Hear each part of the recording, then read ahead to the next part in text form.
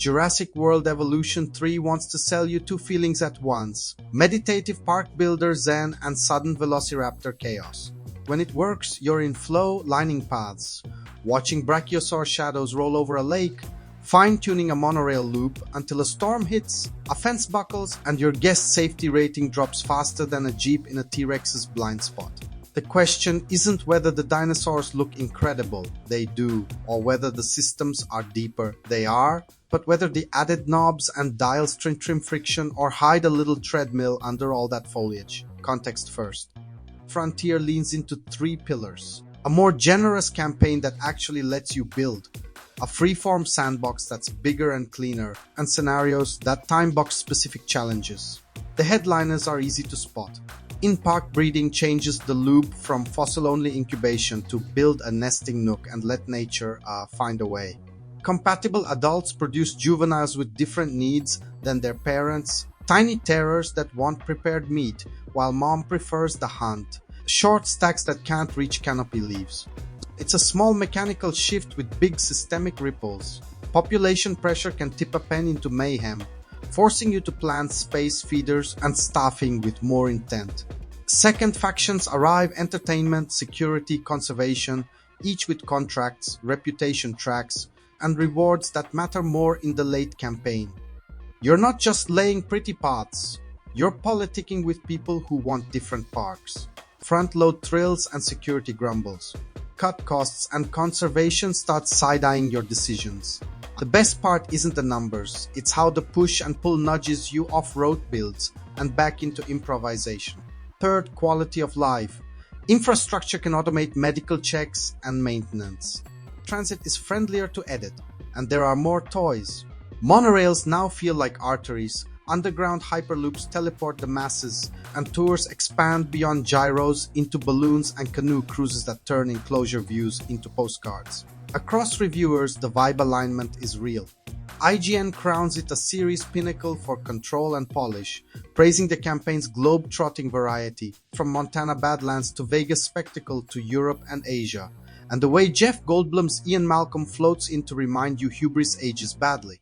TheGamer calls it a stunning sequel for fans, waxing about first-person ranger drives and cherry blossom brachiosaur moments, while applauding a smarter progression that reflects your style rather than prescribing one. GamesRadar is charmed but prickly. They slam pathfinding hiccups that make you babysit staff, a power grid that litters substations like acne UI vagueness, and the creeping sense that some research and Busywork exists to slow you down more than to teach you anything. That split feels right. This is the most pleasant the series has ever been to inhabit, and occasionally the most fussy under the hood. Let's talk modes, because one of them will be your forever home. The campaign finally breathes. Early chapters still teach cabins, pens, welfare, guest flow, but once the map opens, you can engineer your way to objectives without feeling railroaded. There's an antagonist this time, Extinction Now, an activist group that hacks, protests, and pokes holes in your logistics, and the usual storms and disease spikes that force you to prove your contingency plans aren't just lines on a whiteboard. It still skews tutorial-ish in tone, and it won't scratch a narrative itch the way a character-driven tycoon campaign might. But it's a far cry from the glorified checklist of Evolution 2. The real sauce, as always, is sandbox. Pick a location or spin up a generated island, flip whatever switches you want, funding, behavior rules, disasters, and make your dream zoo of terrible lizards. The revised first-person mode turns afternoon audits into little safaris. You'll lose an hour dialing a monorail through a canyon to nail a reveal shot, big dumb grin on your face, and honestly, that's the point. Scenarios are the divisive third leg. Time limits, odd constraints, sometimes clever twists, manual photo runs of wild dinos, inherited pens you can't edit, puzzle box objectives. If you like pressure and discrete goals, they'll land. If you came for park as canvas and management zen, they cut across the grain. Multiple reviewers missed Evolution 2's chaos theory alt history structure here. It would have been a better fit than stopwatch missions. Systems-wise, the management loop is fuller without feeling bloated most of the time.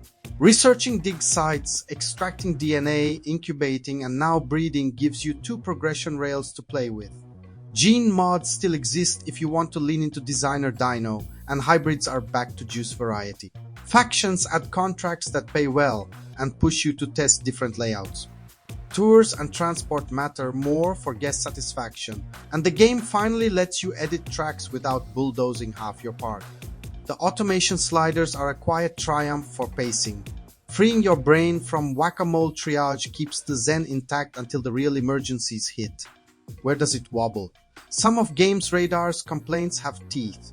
Early builds had pathfinding and staffing bugs that turned set and forget into drive your employee to work. And while patches have already knocked out menu weirdness and some crashes, a day one sim with this many moving parts will always carry gremlins. The power grid can feel like a fussy minigame, with substation radii just small enough to junk up your vistas. Difficulty trends easy once your safety travel infrastructure is humming. Real failure often requires a perfect storm of sabotage plus weather plus negligence. And a few amenities read like generic filler in a game where so many tiny touches otherwise have flavor. None of these block the core loop, but they do keep Evolution 3 a notch shy of instant classic territory. Quick spoiler in 3, 2, 1. Later campaign chapters lean harder on faction balancing and coordinated crises.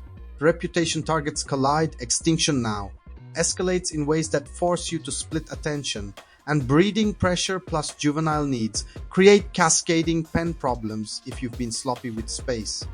It's not a plot twist so much as a systems crescendo. The last parks ask you to prove you've been designing, not decorating. Spoilers over. So where does veteran game land?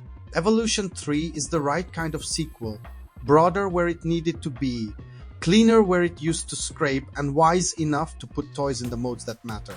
The in-park breeding loop is a genuine upgrade, the faction dance is a welcome source of friction, and the automation transit QOL passes turn the series' best half, the quiet watching, into a feature, not a guilty pleasure. The knocks are real. Scenarios are the weakest pillar, Busywork peeks through the curtains, and bugs can break immersion.